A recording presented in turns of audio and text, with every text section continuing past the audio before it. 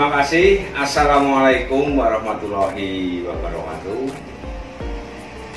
Bapak Ibu semua, Pak Kades, Bu Kades, Pak Sekdes, Bu Sekdes, dan teman-teman perangkat semua. Hari ini kita ketemu.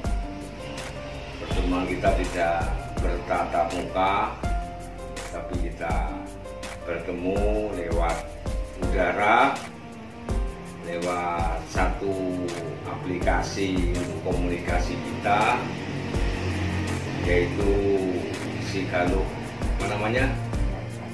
Sigaluk Belajar. Pada kesempatan ini ada beberapa hal yang ingin kami sampaikan. Yang pertama, kita berada di musim penghujan yang luar biasa. Saya hanya berpesan untuk berhati-hati, untuk tetap waspada terhadap kondisi wilayah masing-masing. Lalu yang kedua, sekarang kita berada di awal tahun 2021. Ada beberapa kegiatan yang harus segera kita selesaikan, termasuk kegiatan-kegiatan ada ADD, ada DD, dan sebagainya.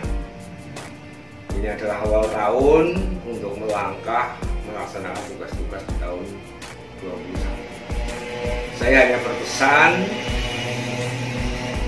khususnya yang terkait kegiatan yang menyangkut anggaran. Saya hanya berpesan agar Bapak Ibu bisa melaksanakan tugas sesuai dengan pedoman yang ada, sesuai dengan peraturan perundangan yang berlaku. Mengapa saya menyampaikan demikian? Karena hukum itu hanya mengenal prosedur, bukan masalah baik, bukan masalah buruk, tapi prosedurnya bagaimana. Jadi kalau kita melakukan sesuatu tidak sesuai prosedur, maka secara hukum kita akan dinyatakan salah. Nah, terkait kegiatan DD, ADD, dan sebagainya, di sana kita punya pedoman pelaksanaannya seperti apa. Ikuti saja petunjuk yang ada dan nggak usah khawatir. Saya punya teman-teman, ada kasih PMD, kasih Tapem, juga ada pendamping. Segala kesulitan, Bapak Ibu semua bisa berhubungan, berkonsultasi dengan teman-teman saya.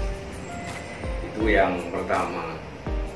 Lalu yang kedua, kita akui bersama bahwa sekarang kebijakan yang turun ke kita selalu berubah-ubah.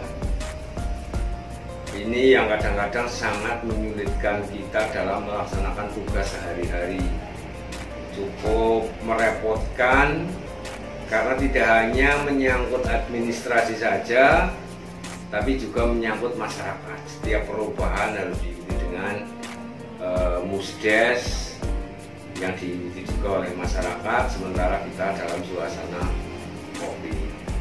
Tapi kita maklumi bersama saja, semua perubahan ini karena adanya wabah corona.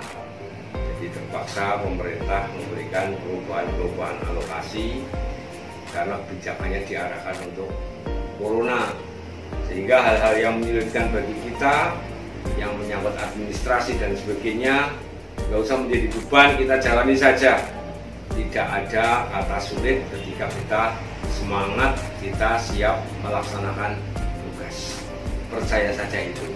Lalu yang kedua, Pak Kades dan teman-teman perangkat, dampak dari perubahan kegiatan juga akan berdampak pada pandangan masyarakat. Jadi mungkin tahun kemarin Pak Kades sudah memutuskan, sudah menetapkan untuk alokasi kegiatan di satu daerah. Desa A besok saya akan bangun jalan, lorong B besok akan saya buat talud, RT 3 besok mau saya beri bantuan kambing, tapi dengan adanya perubahan dan ketentuan dari pusat yang harus dialokasikan untuk BLT akhirnya mengalami perubahan, sehingga masyarakat, saya yakin ada beberapa masyarakat yang merasa kecewa. Nah ini maka Pak Kades dan teman-teman semua harus mampu memberikan penjelasan, pencerahan kepada masyarakat bahwa itu semua karena memang kebijakan kita berubah dan ada kebijakan yang harus dilakukan yang terkait COVID-19. Jadi wajar ketika masyarakat agak bergejolak, agak menanyakan mengapa nggak jadi dialokasikan sebuah kegiatan, tapi barangkali satu-satunya jalan ya Pak Kades untuk perangkat menjelaskan kepada masyarakat bahwa ini diakibatkan adanya perubahan aturan. Ya saya tahu di forum musyawarah tentu saja sudah disampaikan, tapi secara luas barangkali masyarakat perlu diberi pencerahan. Lalu yang ketiga, kondisi masyarakat saat ini apapun dalam situasi yang kurang menguntungkan, khususnya terkait masalah ekonomi. Ini adanya keterbatasan kegiatan otomatis akan mempengaruhi perekonomian masyarakat, sehingga masyarakat tentu saja banyak kesulitan yang biasanya kerja. Mungkin ada beberapa yang terpaksa diberhentikan sementara, ada yang biasa berdagang, ternyata sekarang juga mungkin tingkat omset penjualannya menjadi berkurang, sehingga kondisi masyarakat sedang dalam kondisi yang kurang menguntungkan. Nah ini akan mempengaruhi psikis masyarakat, sehingga siapa yang harus bersabar, otomatis kita semua, Pak Kades dan teman-teman perangkat, jangan terpancing kalau ada suara-suara mungkin yang tidak mengenakan, tapi kita maklumi saja. Dalam kondisi yang semacam ini, mari kita bareng-bareng untuk bersabar, kita bareng-bareng untuk tetap mengikuti prosedur aturan, sehingga insya Allah ke depan masyarakat akan lebih memahami. Lalu yang paling terakhir, Pak Kades, teman-teman perangkat, tolong aplikasi yang sudah kita miliki,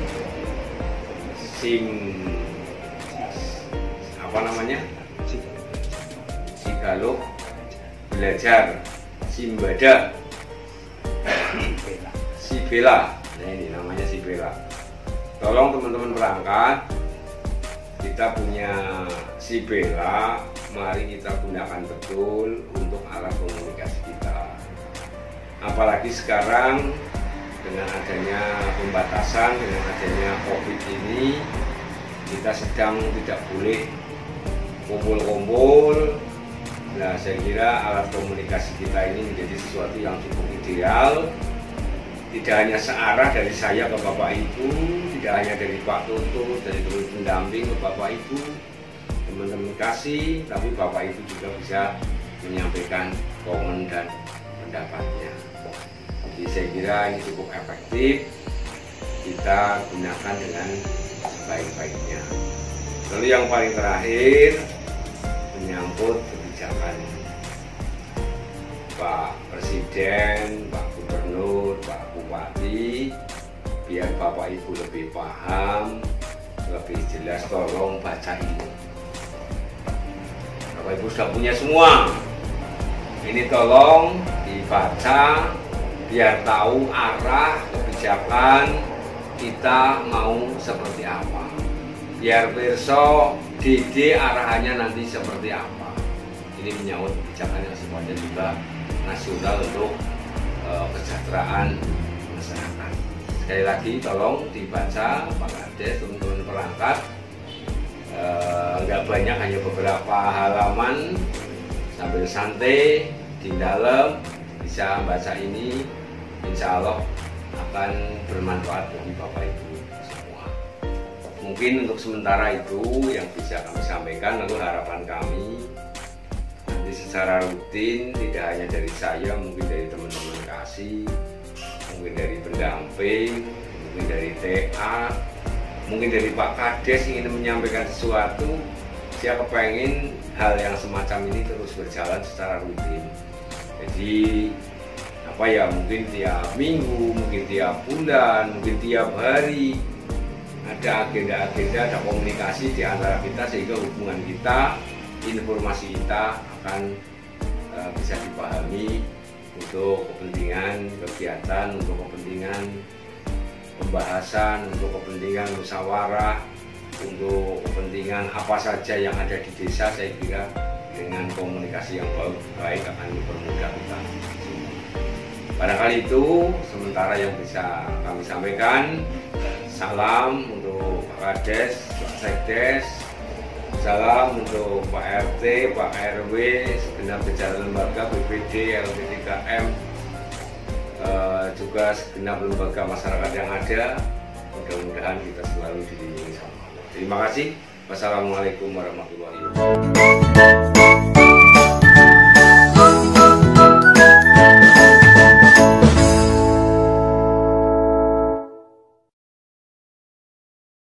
Hai Sobat Desa, kita pendamping desa Kecamatan Sigaluh, Kabupaten Banjarnegara akan mengulas tentang SDGs Desa. Seperti yang kita ketahui, Menteri Desa Pembangunan Daerah Tertinggal dan Transmigrasi, Abdul Halim Iskandar, telah menetapkan prioritas penggunaan dana desa tahun 2021 yang tertuang dalam Peraturan Menteri Desa PDTT Nomor 13 Tahun 2020. Prioritas penggunaan dana desa diarahkan untuk memenuhi pencapaian program SDGs Desa melalui pemulihan ekonomi nasional sesuai kewenangan desa, program prioritas nasional sesuai kewenangan desa, dan adaptasi kebiasaan baru. Agar SDGs nasional dapat terwujud, Kementerian Desa PDTT menurunkan SDGs nasional ke dalam SDGs Desa. Apa itu SDGs Desa? SDGs Desa adalah pembangunan total atas desa. Aspek pembangunan desa harus dirasakan oleh seluruh warga masyarakat desa. Mengutip Permendas Nomor 13 Tahun 2020, ada 18 tujuan dan sasaran pembangunan desa melalui SDGs Desa. Adapun 18 yaitu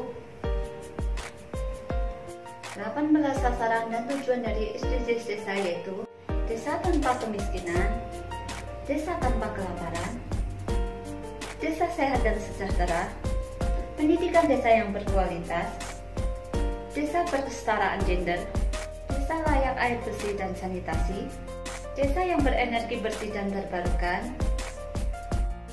pertumbuhan ekonomi desa yang merata, infrastruktur dan inovasi sesuai dengan kebutuhan, desa tanpa kesenjangan, kawasan pemukiman desa yang aman dan nyaman, konsumsi dan produksi desa yang sadar lingkungan, desa tanggap perubahan iklim, desa peduli lingkungan laut, desa peduli lingkungan darat, desa damai berkeadilan, kemitraan untuk pembangunan desa, kelembagaan desa yang dinamis dan budaya desa adaptif. Lebih lanjut, 18 program tersebut dibagi sesuai dengan tipe desa. Tipe desa itu meliputi desa tanpa kemiskinan dan kelaparan, ekonomi tumbuh merata, desa ramah perempuan, desa berjejaring, desa tanggap budaya. Dengan adanya pembangunan yang terarah melalui SDGs Desa, maka diharapkan adanya arah perencanaan pembangunan desa yang sesuai dengan faktual di desa tersebut. Oke, demikian yang dapat kita sampaikan. Apabila ada pertanyaan, dapat ditulis di kolom komentar. Kita bisa berdiskusi. Terima kasih sudah menyaksikan video ini. Semoga bermanfaat.